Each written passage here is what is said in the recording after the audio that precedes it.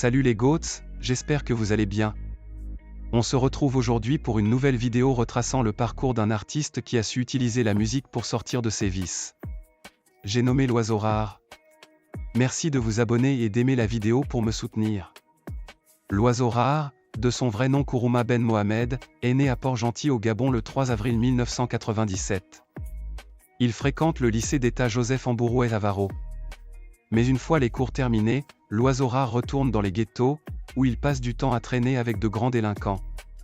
C'est ainsi qu'au bout d'un certain temps, il finira par faire un passage en prison pour détention et trafic illégal de cannabis.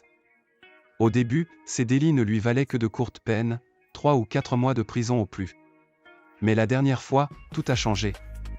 Cette fois-là, c'est pour un braquage sur une personne âgée qu'il se fait arrêter. Et comme si le destin voulait lui donner une leçon, une erreur administrative survient lors du jugement. Au lieu de 4 mois, il écope d'1 an et demi de prison. Un tournant décisif dans sa vie.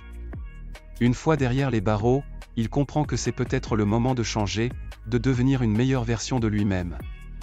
Passionné de musique depuis l'enfance, il se met à écrire ses propres textes et à reprendre des morceaux connus pour ses codétenus. Très vite, ces derniers sont conquis et l'encouragent à croire en son talent, à l'exploiter une fois dehors. Dès sa sortie de prison en 2020, son père décide de l'envoyer dans son pays d'origine afin qu'il se connecte à ses racines. Mais au même moment, le coronavirus faisait ravage dans le monde entier. Ainsi il est bloqué en Côte d'Ivoire où il vit avec sa belle-mère. Ben Mohamed décide donc de se lancer sur les réseaux sociaux notamment Facebook où il balance des freestyles et ses reprises de morceaux. Inspiré par le dancehall de l'artiste ghanéen Shatta Wale et par l'afrobeat de Wizkid, il réussit à en ressortir un mélange qu'il définit comme étant d'une cham. Très vite, il se fera repérer par un producteur qui lui paie une section studio grâce auquel il sort son premier titre en bandit. Puis un premier projet de 8 titres intitulé Méli Mélo est sorti en 2021. Un projet qui a pour but principal de le faire découvrir au public gabonais. Le projet sera principalement porté par le titre Trahison. C'est-tu ce que j'ai ressenti? C'est-tu ce que j'ai ressenti? Kaboumka, boumka, là tu connais. Boumka, boumka, boumka, là tu connais. Boumka. Il est aussitôt vu comme le nouveau visage de la musique urbaine gabonaise. Il enchaîne les collaborations avec les artistes et avec la chaîne du producteur Sean Bridon. Ayant conquis le peuple gabonais, l'oiseau rare décide de s'ouvrir au monde entier en sortant son giga hit Sans Sentiment. Laissez passer le sans sentiment.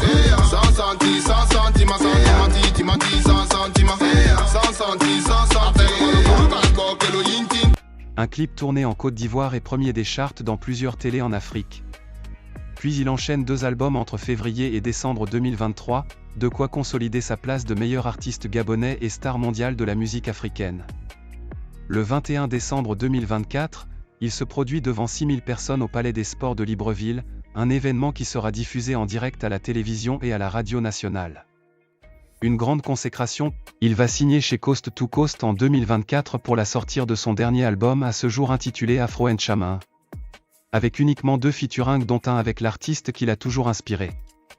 En 2025, l'oiseau rare a clairement passé un cap dans sa carrière déjà avec son concert au Casino de Paris et en ayant collaboré avec la moitié des têtes d'affiche de la musique ivoirienne, béninoise, togolaise et d'autres. Actuellement en pleine promo pour son futur concert à la mythique salle du Palais de la Culture d'Abidjan, on ne peut que lui souhaiter le meilleur dans sa jeune carrière. La carrière de l'oiseau rare illustre un parcours marqué par la résilience et la créativité, transformant les épreuves de sa jeunesse en art authentique. À travers ses chansons, il transmet des messages de motivation et d'espoir, encourageant les jeunes du ghetto à croire en eux et à persévérer malgré les obstacles. Merci d'avoir suivi la vidéo jusqu'à la fin les goats, abonnez-vous et dites en commentaire qui aimeriez-vous prochainement.